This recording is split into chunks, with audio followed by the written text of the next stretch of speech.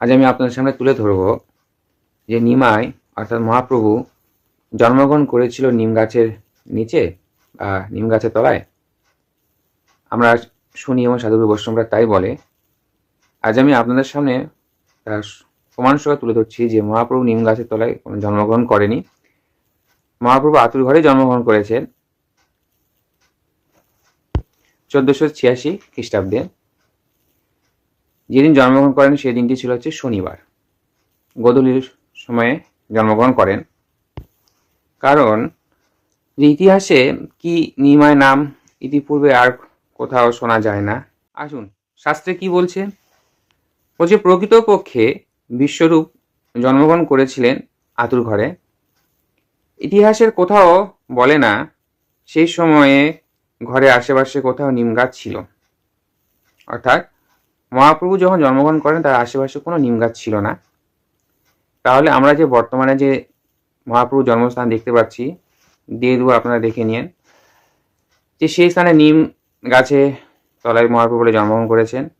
সেখানে তো এখন ব্যবসা শুরু হয়ে গেছে, বিজনেস।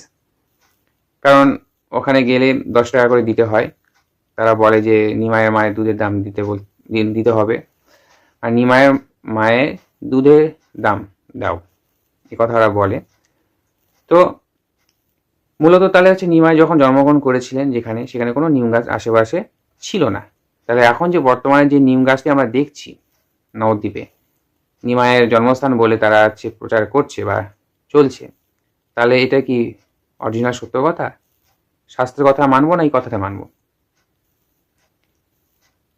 কারণ এই গ্রন্থটি লেখা হয়েছে 1366 সালে, মানে এই গ্রন্থটি প্রকাশ পায় 1366 সালে। তো তখনকার সময় যে লেখকেরা বা যারা এই গ্রন্থটি প্রকাশ করেছেন, তাহলে তারা কি ফালতু কথা প্রকাশ করেছেন?